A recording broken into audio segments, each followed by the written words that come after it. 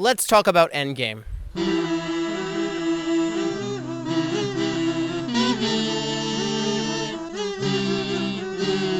Alright, so look.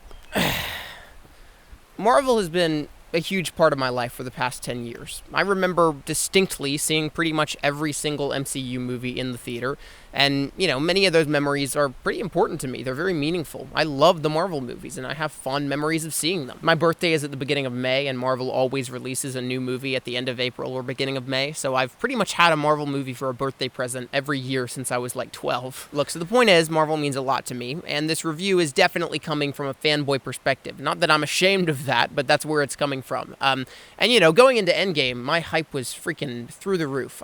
My heart was pounding for the past 5 days just leading up to it. I think it's been pretty evident from all of the non-spoiler reviews of Endgame online that went up, after the critic screenings aired and stuff, that you cannot talk about this movie without spoilers, or else it's just going to be a bunch of contrived phrases like, oh, it's a culmination of 11 years of storytelling. It's mind-blowing. The third act is amazing. All this stuff. We need to talk specifics. So from this point going forward, total spoilers this whole video. The movie's making $1 billion this weekend, so I'm assuming you've probably seen it.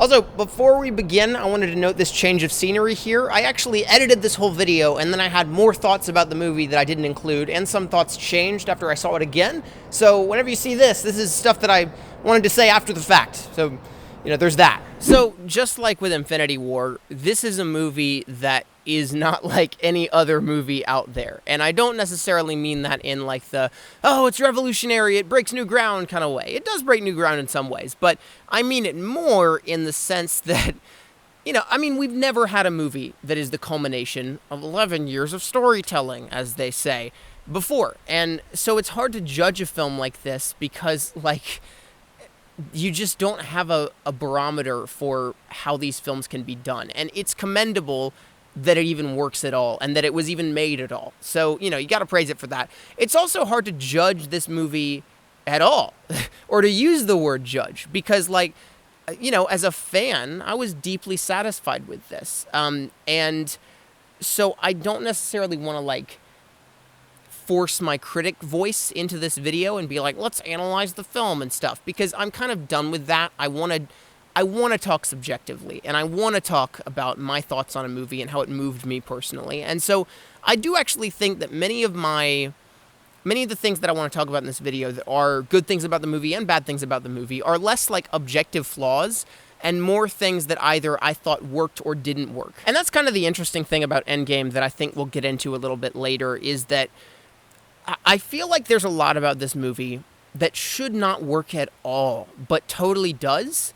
And so it's the kind of thing that when you write it out on paper, it's like, oh yeah, that sounds bad.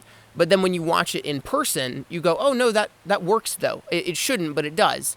But then there are also a lot of things about the movie that I feel like should work. On paper, you're like, oh yeah, that makes total sense. But then execution-wise in the film, don't work at all. All right, but let's kind of start with the pure filmmaking, objective, technical kind of stuff perspective first. I know that's might be the boring part or whatever, but I was impressed by a lot with the technical stuff in the film. The Russo brothers have been kind of panned on film Twitter for not having a style or not having a directorial voice, and I find that pretty unfair. I've actually seen some specific tweets that are they're not like Edgar Wright. They're not like Wes Anderson. And it's that's the bar for this is directorial. Good directing is having style, And I think that's total BS.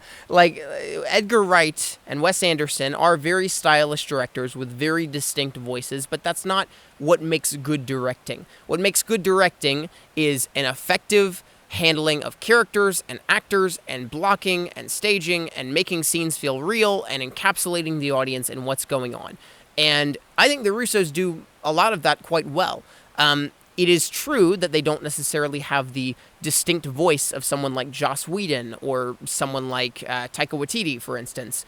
But I think you could say their voice is they just do everything really well. And that's enough. Not for real, though. I actually do think the Russos do a really fantastic job throughout Winter Soldier and Civil War and Infinity War and this of understanding the context of where they've come from and looking deep into the psyches of their characters. And they've done a masterful job of juggling huge casts and helping these actors play off of each other.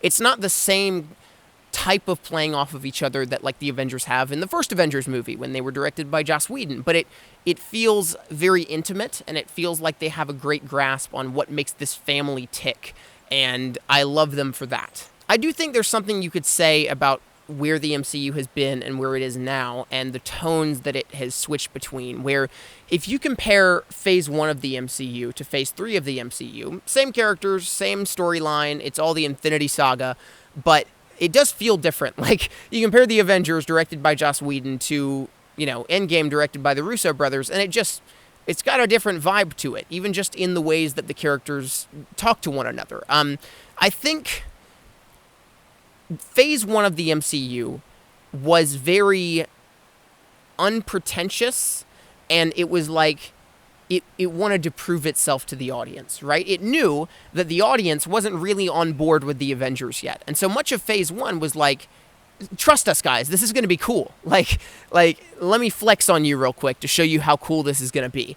And I think that's one of the things that I actually like about the Avengers, is that it's not super self-congratulatory. It's more concerned with like, hey, come join us, this is going to be awesome kind of thing. I think post Phase 2, maybe even post...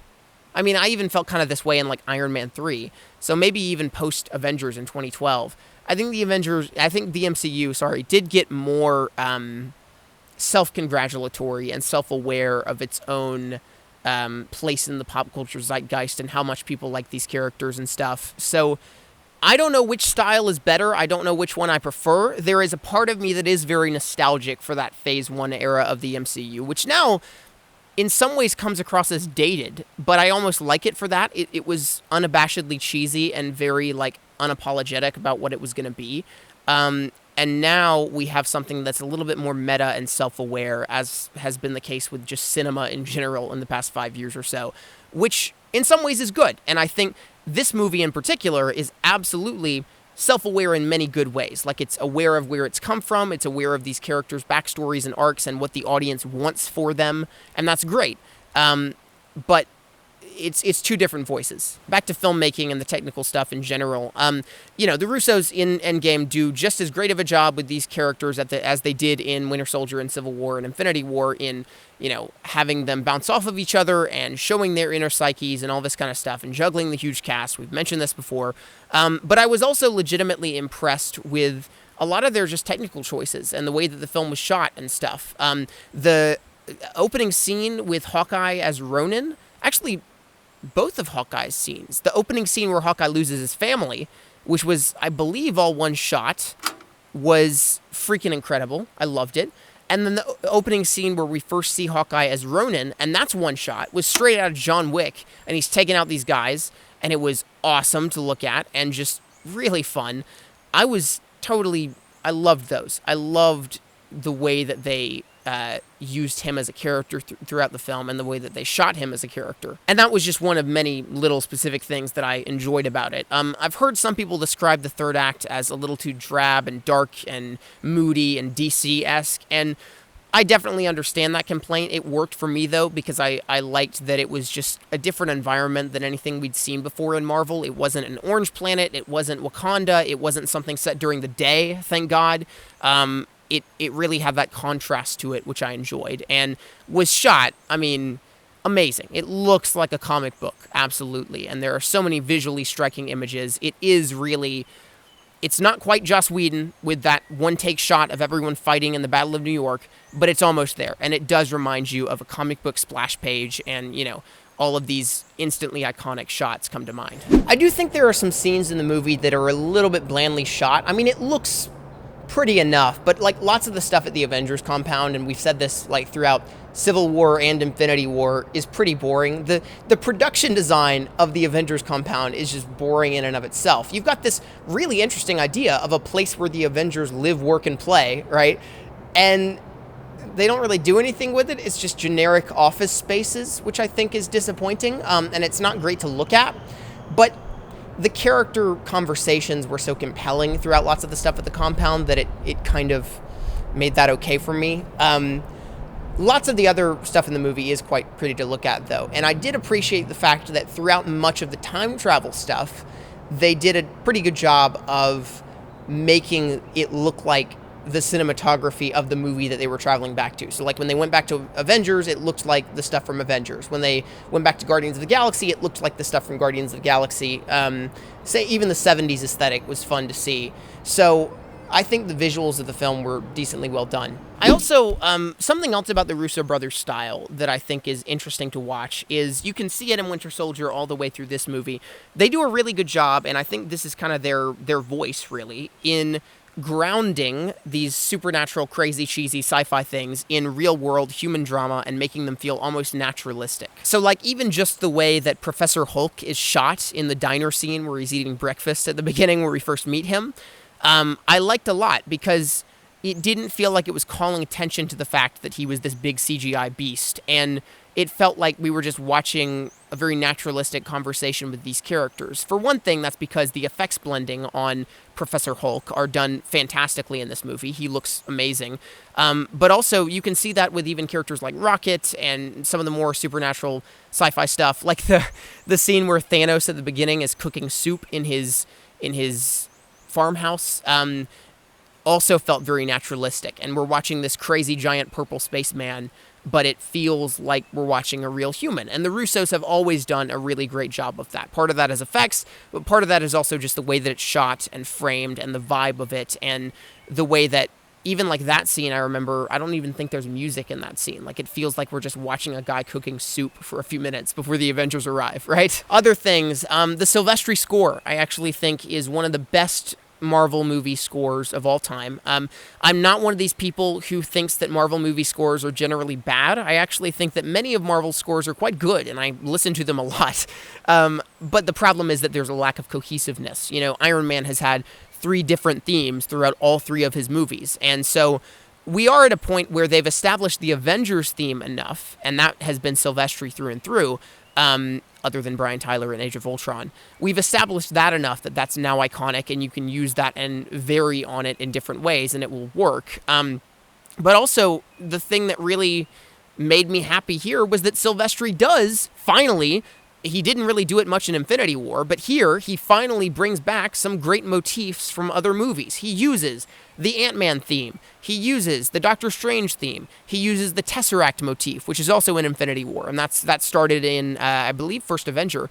He uses his own music from the First Avenger, which he also composed, and I believe, some stuff from Thor Ragnarok, which was Mark Mothersbaugh as well. So that's just pretty awesome, and it made me really happy. It was like, oh, wow, this is what a score can be when you actually do use the themes of every character. And they still skipped on some other stuff. They didn't do the Guardians theme, which I had always been longing to hear. They still haven't brought back Michael Giacchino's Spider-Man Homecoming theme, but overall, I was really pleased with the music here, and even just the way that he did different styles of music for different things. So, like, he played very 70s kind of saxophone music when they time traveled to the 70s, and it just felt really inspired and fun, and I loved the score for it, as well as it was poignant in quite a few bits. The music that plays where Tony is slowly falling asleep from starvation in the beginning was like, oh, wow, this is really soft and tender. And then the music that plays during his funeral, I believe, is that same theme that plays at the beginning when he's about to die, but just using,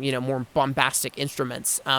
So yeah, I adored the score here, and I've been listening to it back for the past couple days. So if you've seen the movie, you know that it really does fall pretty distinctly into 3 separate acts. You've got Act 1, which is mopey time. It's sad boy hour. It's where they're all sad about the people they've lost, and then you do the post-snap stuff. Then you've got Act 2, which is the time travel stuff, and then Act 3, which is the massive battle, of course. I liked all 3 of them. I thought they all worked in their own way. They don't necessarily work together super well, and we'll get into that. But out of the 3, my favorite act was actually Act 1, where they're all mopey and sad. And I think that might be a hot take, because I've heard some people describe it as the boring one, and many people say the 3rd act is the best. But, I mean, objectively speaking, the 1st act has the most character work, and it's not boring either. There were so many... I think I had more, like, my mouth agape moments in the 1st act than I did in the 3rd act. Like, more moments that made me, like, excited and, like, super fanboy were in the first act and the third act. And that was because the first act has a really, really rich understanding of these characters and where they've come from. I love the first act of Endgame for a number of reasons. Obviously, it's got this hugely audacious, bold plot twist at the beginning, which is that they freaking decapitate Thanos in the first 5 minutes, which was incredible. And then the very dramatic 5 years later, which, you go for it, man. I mean, I was in shock, and I knew Thanos was going to come back, probably. I mean, we'd already seen clips of him in the trailers where he was going to be later in the movie. But I still was like, oh, this is really... I definitely didn't think they were going to kill off Thanos in the first act. I didn't think that was going to happen. And just everything that happens after that. So I loved the first 10 minutes or so of the movie where they go and kill Thanos and do this kind of revenge mission. But then post-snap, 5 years later stuff, that was where I was mind blown. I loved every second of that. I thought it was brilliant to have Scott Lang be the point of view everyman character, to be the gateway for the audience to see what the post-snap world looks like. He really was kind of it totally is evocative of Marty McFly in Back to the Future 2, where he's seeing, this dystopian, what Hill Valley has become kind of thing. And I loved him for that. The scene where he sees his daughter all grown up, I was lost for words. I mean, that was one of the big, my mouth was open moments where I was like, wow, they went there. I mean, that was amazing. And then him being the one to suggest the time heist and being the key to this whole thing, I thought was great. I really, really loved how they used Ant-Man in this movie. And the way that, I mean, they did the same thing in Civil War, where he was kind of the everyman says what the audience is thinking character. But here, he's more than just comedic relief. He really does serve a larger purpose in the narrative and a larger purpose in making the audience sold on this premise. I did think you could have explored the post-snap world for civilians more than you did. One of the things that the Russos have been criticized for, which I would agree with, is that they don't focus on civilians much at all. They in all what is it, 4 of their movies, they've focused pretty much entirely on the heroes. And I don't fault them for that. In fact, they've done by focusing entirely on the heroes, they have done the best incarnations of many of the heroes. But one of the things that I do get nostalgic about with Joss Whedon is Joss Whedon knew how to show civilians and how they reacted to things. You see it in the Battle of New York, where you've got like the waitress and the cops and all this kind of stuff. And then in Age of Ultron, where you see the citizens of Sokovia and stuff like that. And it really did add a lot to an otherwise, convoluted and bland movie to see how the civilians were reacting to what was going on. Here, we have no such luck, and I think it still works, and that's fine. But, when something as huge as this happens to the entire world, and all we get is really some exposition about it, rather than seeing things, it does make you want to see more. And I'm hoping maybe Spider-Man Far From Home will explore at least a little bit of that, because, just thinking about the implications of 5 years having passed and all the people being brought back at the same age that they were when they died, that's madness. The world would go insane. All right, looks like my battery's dying, so let's move somewhere else. All right, we're closer to the water here, so I don't know if that's going to be distracting, but we're going to live with it. So I mentioned that the first act of the movie I love the most because it has a deep understanding of the characters and where they've been and where they've always wanted to go and that kind of thing. Opening on Captain America running a grief counseling support group I thought was brilliant. That's exactly something he would do.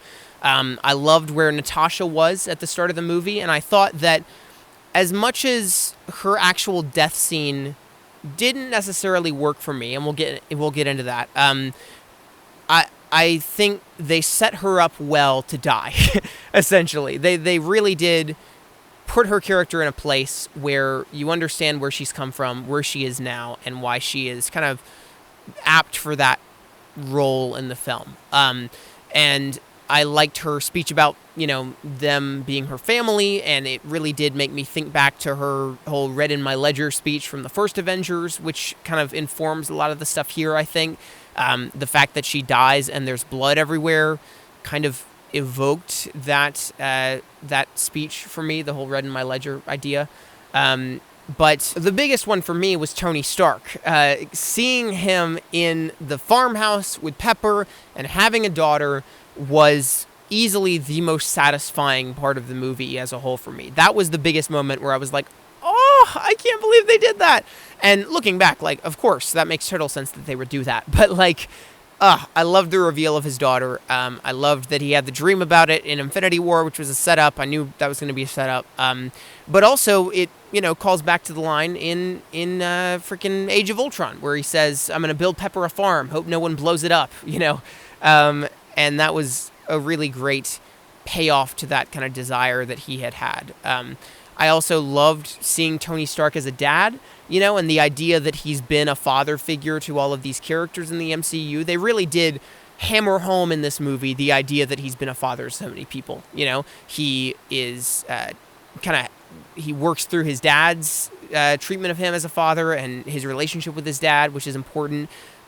He obviously has the father-son dynamic with Peter Parker. He has the father-daughter dynamic with Morgan, his daughter. And then also even the kid from Iron Man 3 shows up at the end, at the funeral, which totally then makes you recall that kind of beat and how that was in character for him as well. They also do a wonderful job setting up the conclusion for his character where Pepper, he figures out the time travel loop theory and he's like, I could just, put it in a box and quit. And Pepper's like, but would you be able to rest?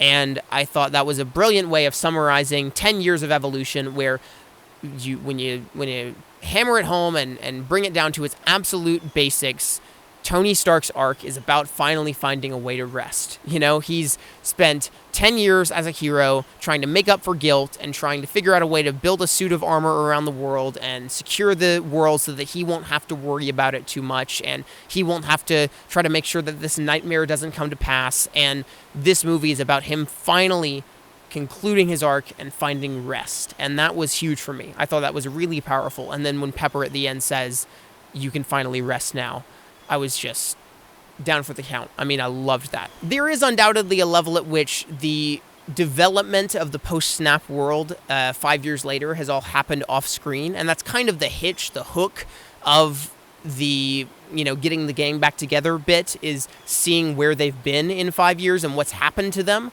And I think there's some good and bad to that. There's a fun to it. There's like a sense of discovery where you're like, oh, what's going to have happened to this character in the past 5 years? Where are they now? But there is like some disappointment to it where, the entire Hulk story arc with Banner and Hulk and his relationship with the Hulk and how they were going to work together has happened off screen. And I find that kind of disappointing. And it makes sense, objectively. Like, of course, maybe that would have happened off screen in the past 5 years. You have 5 years to grow.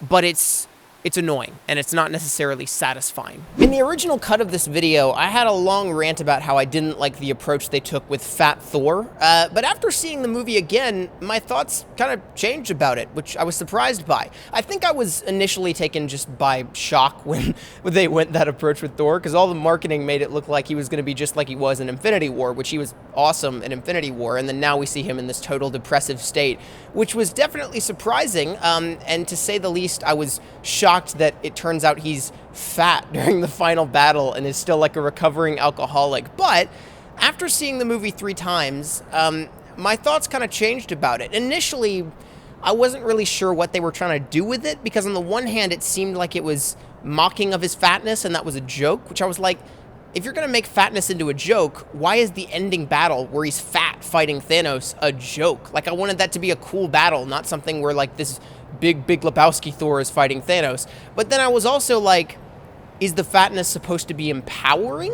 Because if so, you're kind of making a joke about it. But my thoughts kind of came around on it. In the end, I liked the idea that Thor kind of went back to his old self in the aftermath of Infinity War. Like, he kind of regressed his character, like when we first meet Thor in Asgard, he's a party boy, he loves to drink and be merry and that kind of stuff, and then he becomes a hero. And in this, undoubtedly he wasn't fat when we first saw him in the first Thor movie, but he does go back to that, happy-go-lucky guy who just wants to, party and be merry and drink alcohol and stuff and not save the world. So I thought it was kind of a poetic regression of his character, and I liked what they did to say that, his role was never to be the king. Like, when you look back at all of his movies, which many of which don't really do his character arc great, but it is clear that kind of he's got the throne sort of thrust upon him, and really what he's meant to do is be a hero on his own.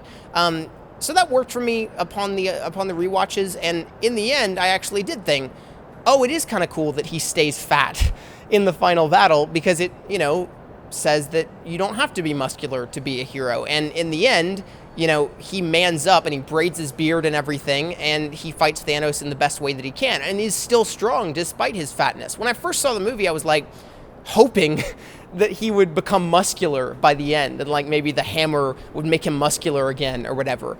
But then upon seeing it again, I was like, no, I guess it makes more sense from a message perspective to be like, no, like, he doesn't have to be a muscle guy to fight Thanos. Like, he can still be who he is, and that's okay. And so I actually did like that message. And I don't know if other people have made this comparison, but it did strike me as poetic that by the end, with his big belly and the braided beard and the long hair and the two hammers and stuff, he kind of looked more like the Thor of Norwegian mythology, of Norse mythology. I thought that was poetic that he looked like that by the end. And also maybe was a little bit reminiscent of Odin to some degree. So, initially I had a problem, but it kind of worked itself out.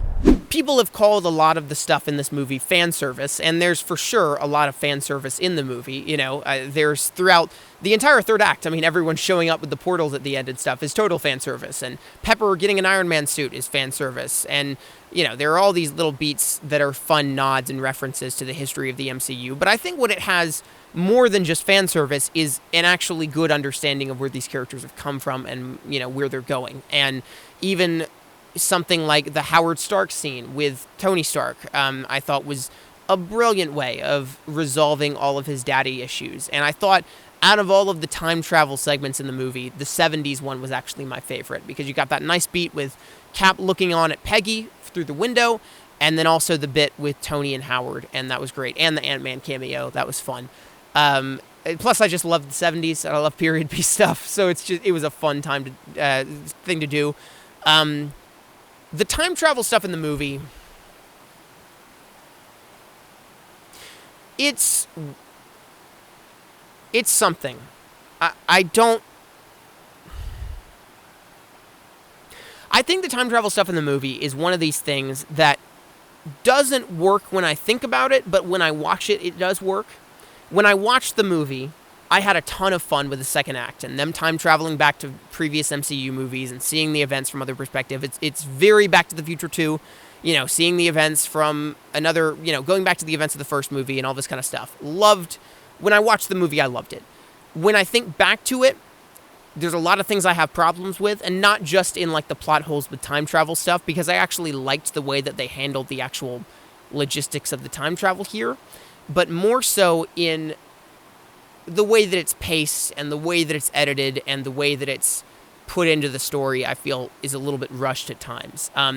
So it's tough. And I said that, that's the way with a lot of the movie. I think it doesn't necessarily work when you think about it, but it works when you're watching it. And the time travel stuff, I feel like, is that way the most. Another thing that didn't work for me was the Natasha Romanoff death scene. I think Natasha Romanoff is a really important character in the MCU and someone who's gotten a lot of development over the course of a few movies. Her development is more messy than a lot of heroes because she's been through a lot of different interpretations from different directors, and they've kind of taken her in different directions, so she hasn't necessarily had a clear story arc. I thought they did a good job, as I said, in this movie establishing an arc for her. But her death itself, the scene, was a little bit mishandled. Again, it's something that I think works on paper. The idea of Hawkeye and Natasha fighting over who gets to die, I think is brilliant. I think it's a brilliant idea to have them revisit the scene that Thanos had in Infinity War and see it from the perspective of heroes who are willing to put their lives on the line to sacrifice to get the stone, rather than an evil father who's sacrificing his own daughter for his own gain. I thought it was a brilliant idea. And I think having her die is a decent idea too.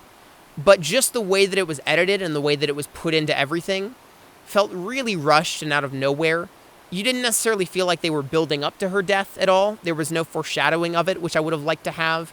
And even just the way it plays out with Clint and Natasha fighting over who gets to die, and like shooting each other with electric bolts and like wrapping ropes around each other to try to do it. It plays a little bit like Monty Python. I think someone else said that first. That's not my quote, but someone compared it to Monty Python, and I was like, oh, it does. It does feel like a Monty Python sketch. It was a little bit over the top in terms of how it played out. And then I think even just from a purely technical perspective, take a shot every time I say purely technical perspective, the way that it was edited, I went back and rewatched the Gamora scene. And the scene with Gamora dying and being thrown off the cliff to get the Soul Stone has a lot more breathing room in it, just in the way that it was edited. It plays out slower and more. There's more dramatic build-up and tension built for it.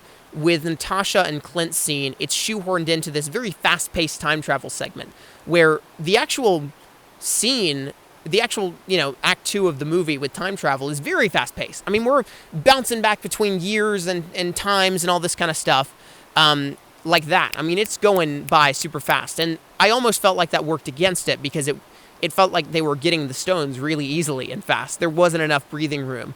But that came to light the most in Natasha's death scene, where it felt like Gamora's death, but on, like, fast forward, where, like, they went through the Red Skull speech where he says you've got to sacrifice someone, and he says it like in a more concise way than he did in the first movie, and then like they fight over it, and then like even just I think because they use the same musical score as the one where Gamora dies, but literally I think they took out like a few octaves, is that the word, of the song to make it shorter, and so it plays out just in a faster way.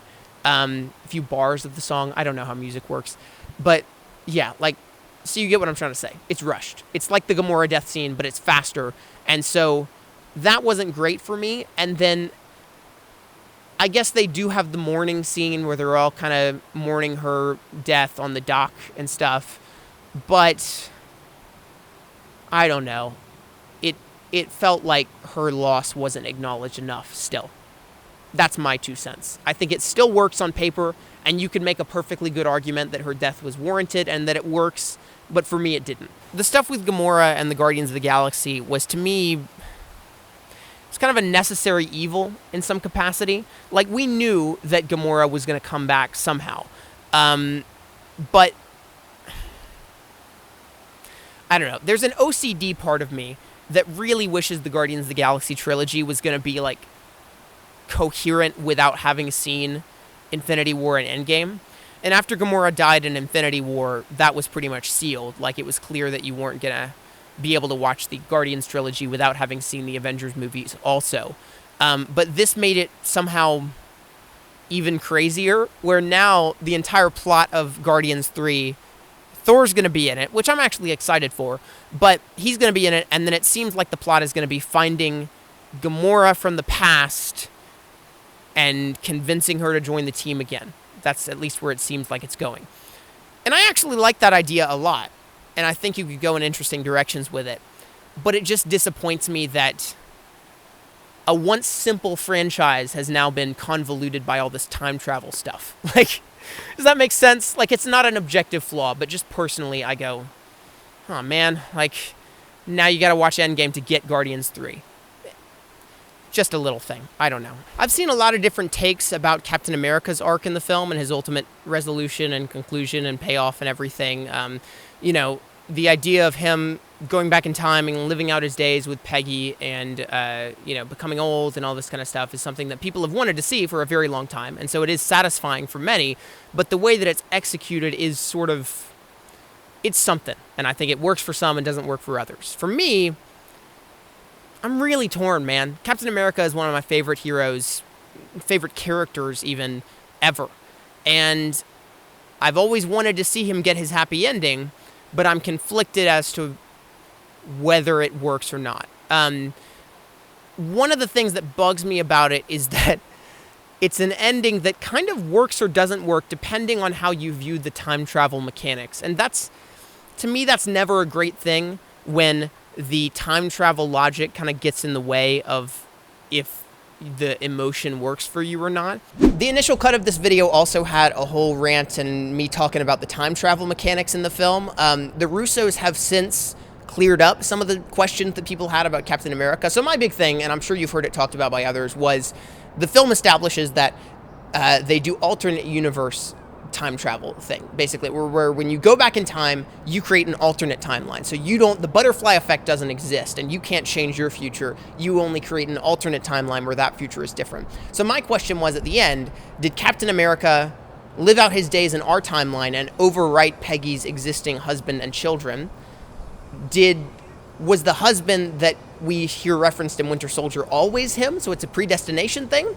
Or did he live out his days in an alternate timeline and then come back to ours? The Russos have said since then that he lived out his days in an alternate timeline and he came back to ours, and we just didn't see that part happen. It's a little bit of a cop-out, I must say. I don't love this culture where a film can give completely unsatisfactory answers or just not explain things, and then we're totally okay with the directors just adding things post-text, post-haste, But if that's what happened, I guess that's what happened, and maybe they'll explore it in later movies. It doesn't bother me a ton. Again, it's a comic book event, and so some stuff you just have to go with, and we'll talk about that again, I think. But yeah, so initially the time travel stuff bothered me. It's still not perfect, but no time travel stuff is ever going to be perfect. So I think it was the best it could have been done. I also felt like him handing the shield down to Falcon was okay. I love the idea of Falcon as Captain America. I've actually always wanted him to be Cap more than Bucky to be Cap, because I actually think Falcon's a little bit more of an interesting character than Bucky to me. But the problem is, and this is just something inherent to the movie itself, that they didn't have time to set up that Falcon was going to be worthy of the shield, that he was going to be the next Captain America, because he'd been dead the whole movie. So it comes out of nowhere because the movie didn't have time to give that any, time of day. So that's unfortunate, and that's something that couldn't have been avoided unless maybe you do him giving him the shield as the post-credits scene, which I wouldn't have minded, so that's more disconnected from the film itself. I don't know. I feel like I'm nitpicking too much at this point. I've listed many of my problems with the film. They range from small things that just weren't quite satisfying, like, for instance, Peter Quill comes to Earth, and he didn't remark on the fact that he was on Earth for the first time. But, it's so difficult because this is a movie with a billion characters and so many things to pay off, and they did such a good job of paying off so many of them. I thought they did a fantastic job with paying off Robert Downey Jr.'s arc, with paying off the Avengers as a whole. They did a really good job, and there are so many little things they paid attention to. And so whenever I fault them for not paying attention to one little thing, I'm like, oh, but they did that thing. They did this thing. So, I don't know. I can't. It feels like for every nitpick I have, there's also a thing that they did do that was great. So I don't know what to say. It's just so hard, man, because by building up all of these solo movies with these characters, Marvel has built this expectation that they're going to give all these characters time to shine, even in these group movies. And it was such a smart choice on the part of the writers to focus on the original 6 Avengers here and give them conclusions to their arcs. But still, you've got all these think piece writers and stuff being like, Marvel didn't do a good job with the women in this movie, and Marvel didn't do a good job with the people of color in this movie, and all this kind of stuff. And it's like, this film is 3 hours long, man. What did you think they were going to do? Did you think they were going to give every single character time of day to shine? Really? And they tried to do that at the end. They tried to... The final battle is just a collection of awesome moments of seeing your favorite characters come back and fight and everything. But people still won't be satisfied. Even Marvel doing the whole, it's all women teaming up shot, which I thought was fun, It is a little pandering, but I thought it was fun. People are complaining about that because they're like, well, they did that, but they didn't actually give all those women any time to shine in the movie. They didn't give them that much dialogue. They didn't give them much characterization in the film. And it's like, well, most of them were dead for most of the movie. And also, we're focusing on the original 6 Avengers, okay? These people are going to get their time to shine. I saw that shot more as this is the future. It wasn't like, look at all these female characters that we have so much in this movie, because many of them were dead throughout most of the film. It was more like, look at all these female characters who you're going to get to see in the future once the ones we're focusing on now are gone. It was a foreshadowing of things to come. And I thought that was cool. That was perfectly cool. But again, you're still going to have people who aren't satisfied. I've seen think pieces about, like, Captain Marvel not being heroic enough in the movie, despite the fact that she single-handedly fights Thanos twice. Like, come on, guys. You can't please everyone. And this is a textbook example of that. Marvel's built up these expectations, and at some point you have to draw a line and be like, we're going to focus on these people. Or else the whole film would be just a collection of cool moments to please the fans, and you wouldn't actually have a story. So I felt the same way about Black Widow, where some people have called Black Widow a prop in the film, as if, like, the fact that she died means that she died in service of all these men and stuff like that. Which I thought was kind of silly, because she dies a noble death and saves billions of people by dying. And I felt like it was a good conclusion of her arc, where the whole, first Avengers all the way up to now, she's been trying to wipe the red off her ledger and get rid of all this guilt of all the terrible things she did when she was Russian spy and all this stuff. And that was her final act of recompense, Is it sad that we have one less female character? Yeah. But unfortunately, in movies like this, where sacrifices must be made and where heroes are being heroic, people will die. It was the same thing with Gamora in Infinity War, where people were like, oh, we've lost this female character, a strong female character was killed by an abusive father, that kind of stuff. And I was like, well, yeah, because he's the villain. He's evil. Like, of course, he killed a good person. Of course it's going to be sad that a good person gave their life. Like, because he's evil. I don't understand some of the logic with this stuff. I'll put it this way. I do think, for better or worse, this is a comic book come to life.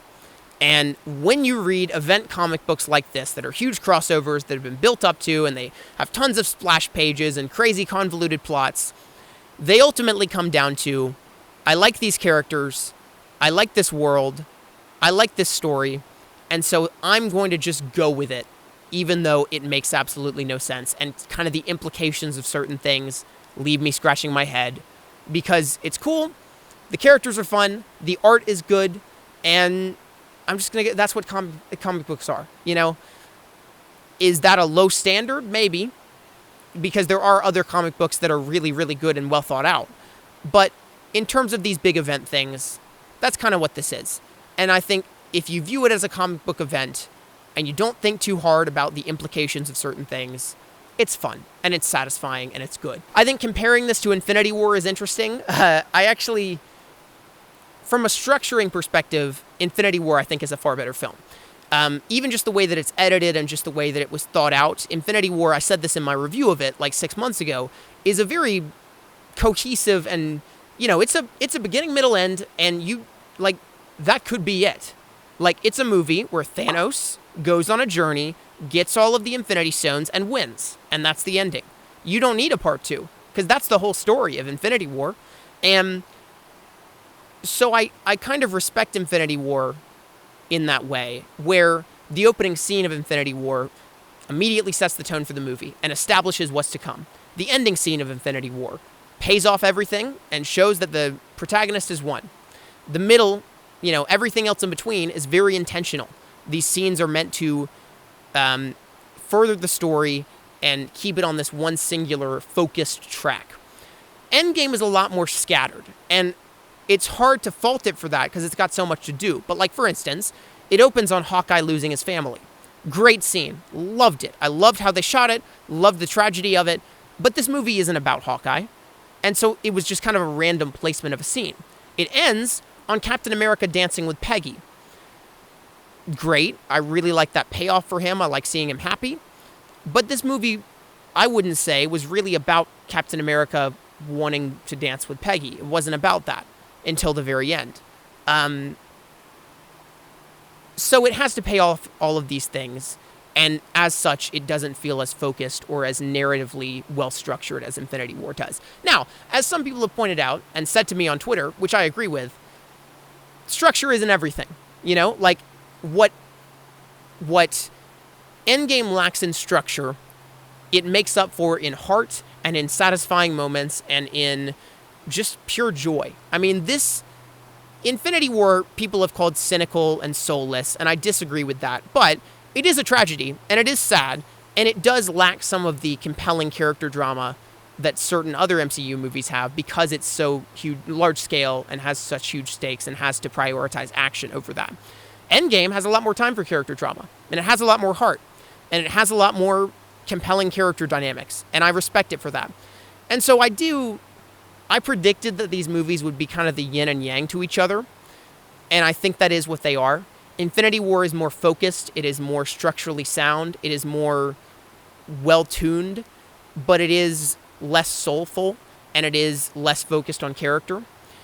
Endgame is more focused on character, it's more soulful, it's more satisfying, but it's a lot messier, and, I think those things were inherent to each of them. So that's it. Man, I'm glad we had this conversation. I think it was fun. I want to hear what you guys think of the movie. It's getting really positive response online, and I think that's great. I had an amazing time with it, and I do fundamentally believe that this movie is a communal experience. When I saw it in the theater in IMAX on opening night, it was an event. It was like the Super Bowl. People were cheering when those portals opened and people came back. And I know some people don't like cheering in a movie theater. I love it. I love when people get involved, and it was awesome. Will it hold up as much on home release and when you watch it alone? I don't know. But as an event movie, I think it's great. And I do think that I'm just happy that there's something out right now that everyone's seeing and we all enjoy and we can all talk about. I love when a movie unites people. And I love when everyone around the world is talking about the same movie and their experiences with it and they all enjoyed it. So I find it very hard to be cynical about this movie making so much money. Even though Disney is a monopoly and all that kind of stuff, and even though the movie isn't perfect, I'm happy people are seeing it. I'm happy people are enjoying it. And I'm happy that even though it's flawed, it is making other people happy and that it made me happy. So it has a lot of problems. I think many of those problems are valid to talk about. But ultimately, I would say I'm happy and I am satisfied. And I'm glad that it exists. And I'm glad that the MCU exists. So that's pretty much it.